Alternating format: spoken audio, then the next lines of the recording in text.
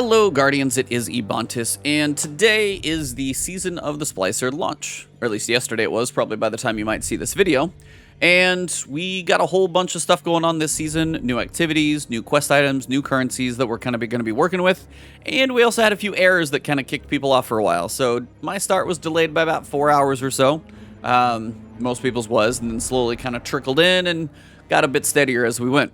But that being said, we do have a new currency, a new room up here in the Helm, which has actually kind of changed locations and got its own map. Helm is now located above the Director, or above the tower on the Director. And once you load in, you've also got this whole new area. So when you load into the Helm, one piece of advice, you're going to be getting new Umbral engrams. I'll cover what it means in a second, but I just want to get this out there up front. Any of the stuff for the active season, so Season of the Splicer, anything outside of these two right here are going to require decrypted data and more as you go through. The decrypted data is what I'm going to talk about using to upgrade the seasonal item, this big giant gauntlet on the right of the screen here. Please don't focus Umbral engrams and use this currency up on engrams until your gauntlet is upgraded. So please, it's your choice if you want to, but my advice, please do not focus Umbral engrams until your gauntlet is basically fully upgraded. Could be a week or two from now, unless you just grind like crazy. So my advice, leave this stuff alone for a bit. You got plenty of time.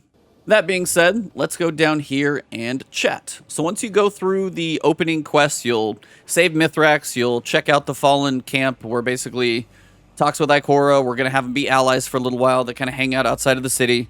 The Elixni camp is actually very cool. Check out the interactable kind of scannables out there. There's a lot to learn about the Fallen, because basically we're going to be allies with them. We get to know a lot more. I've learned more about the Fallen in one day than I have in all of Destiny. So check that stuff out. It's very, very cool. Then once you get into the Helm and Mithrax is kind of on board with everything that's going on, he's going to bring you in and he's going to give you a quest item. Quest item is going to be the Splicer Gauntlet. Now, the Splicer Gauntlet does two things. It allows you to generate key codes that are going to open the chests, and you also get upgrades to use this thing in more places and has some more functionality. So, first thing you guys can see, it says complete playlist activities, public events, and defeat combatants anywhere in the system to gather ether. If you guys remember the hammer, same thing happened with Cabal Gold, gathering gold, getting hammer charges. This is going to be fairly similar with some tweaks, basically. Playlist activities, so you got Strikes, Gambit, and Crucible. All of that's going to be pretty standard. You will also notice down below, the bottom, it says bonus ether can be obtained by completing Strikes. Just like it has in like Guardian games, it could be on a daily or weekly rotation, so make sure you pay attention to that bonus, as it's going to give you more for whatever you do. For playlist activities, they all seem to be about 50 ether per activity, and you start with a capacity of 100. So you can do 2 strikes and have enough ether to buy 2 keys and therefore do 2 overrides. It's a pretty even rate, not quite as grindy, definitely better than the hammer up here that was time gated. So this is definitely a bit more efficient, which I am down with. But you'll notice if it's the bonus ether category like strikes, I got 75. So you can upgrade the capacity. I'll show you guys where that's at. It's one of the first things that you'll want to do.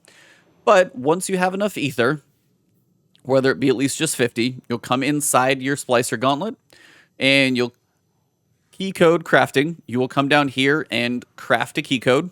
It's going to cost you 50 ether. So pretty straightforward. Use that one of those. As you guys can come back out, you guys can see I've got 3 little yellow squares of 4. So I've got 3 key codes.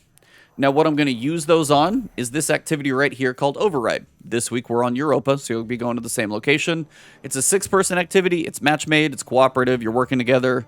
It's really hard to fail this thing. Most people tend to pick up how it all works, and then it's like, 3-phase boss fight in the end. At the end of the Override activity, you're going to have 2 chests. The one on the left, depending on if you're looking at it from kind of the center of the room, is going to be just a basic chest of pretty much anything could be in there. And then the one on the right is going to be the Conflux Chest, and it takes one of these key codes from your Splicer Gauntlet to open. So every time you run Override, if you've got a key code, you can open the main chest, which is a random roll of pretty much anything, and then your Conflux Chest, which is going to be more focused on seasonal gear, and it also gives you one other resource, and it gives you decrypted data, and that is used down here at the Splicer Servitor. So this is kind of like your Fallen NPC interaction guy. Kind of basically like the war table. It's going to look fairly similar. And what you're going to do is have Splicer upgrades. Now you got your bounties, you got your mods that you can buy, work on accumulating those. But the Splicer Gauntlet upgrades will cost you Decrypted Data. Every time you open one of those Conflux Chests, you're going to get 30 Decrypted Data. Pretty much seems guaranteed every time. Now, also in Override, every so often, I've done quite a few of those and I've only probably seen it twice, there's some enemy that roams around in the boss arena or spawns at a certain point, and he also seems to drop a little bit of extra decrypted data. So if you ever see any like pop up on your screen like 55555 or something like that, I'll have to try and see if I can find a clip buried in my footage from today. But every so often there's going to be an enemy that drops a little bit extra, but don't like kill yourself looking for it. I don't even know if he's there every time. So every so often you might see one and you might get a little bit of bonus, but opening the Conflux chest gets you 30 decrypted data. So you can see this is going to be a bit of a grind, but it will start to add up. So in the Splicer Gauntlet up there, it's kind of like the War Table and the Hammer last season. You've got Tier 1, Tier 2, and Tier 3, and they're going to get a little more costly as you go. Now, let me cover the ones that you should probably just ignore. This one, ammo replenished by ammo crates and override is slightly increased. You really do not need to worry about ammo, so don't even worry about this column until like the very end after everything else is done. You could probably even wait until all of these corrupted, like, you know, time-gated ones are unlocked. Just leave this column alone. Your ammo is likely going to be fine. Over here, this is probably one of the later ones I would definitely unlock. It's low priority.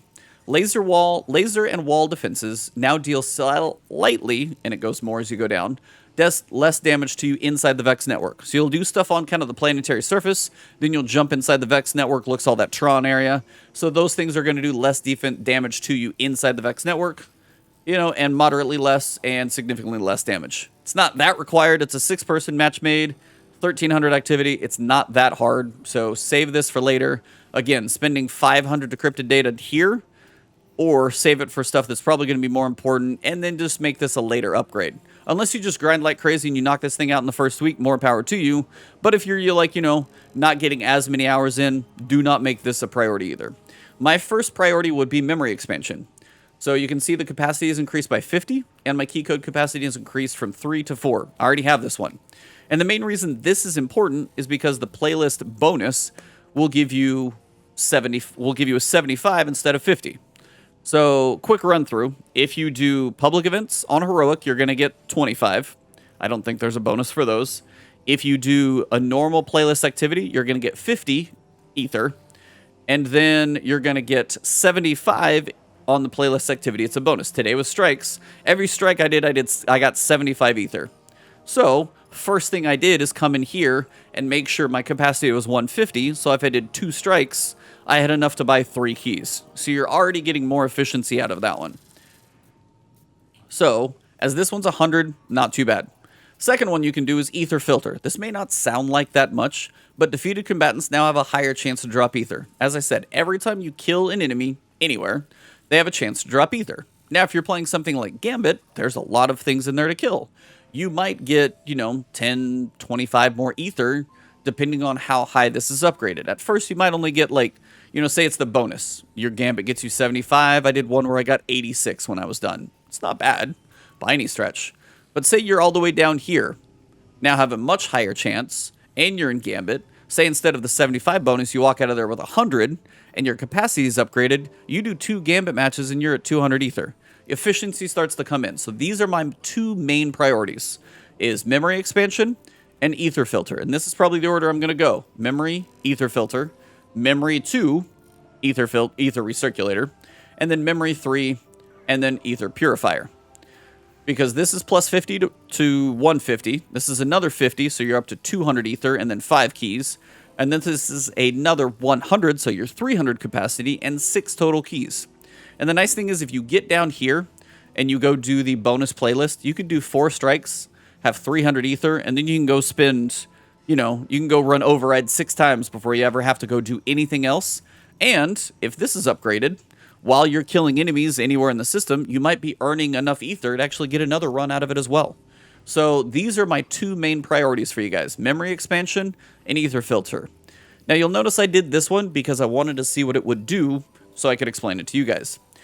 When you're in the second half of Override, you're going to have a couple different jumping platform puzzles. You could just like sit at the top, be slow, and you could have somebody pull you through it, not a big deal. But we're also going to have the weekly Pinnacle mission that looks like it takes place inside the Vex network as well. So this could be helpful for that too. And it's a cheap upgrade right now. Later on, I don't know what these corrupted data is going to be. Also not sure over here. That could be crucial. But for the time being, this is all we have. This one's cheap. It's only 100. Not too hard to come by. So I upgraded it. And basically it just gives you a much easier path through the platforming in the sections you see it. Just make sure the platforms kind of fully materialize. I've jumped on them as they're trying to come together and fallen straight through. So make sure they fully materialize. And then you just have an easier jumping path to the boss room. It's minimal, but it's just a nice quality of life thing if you're not a big platformer. Now, I told you what not to do. Don't do the ammo.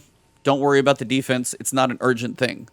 This is the next thing. So if you get through memory expansion and the ether upgrade, your next thing that you're going to want to do, this is optional, your code strider, is override efficiency.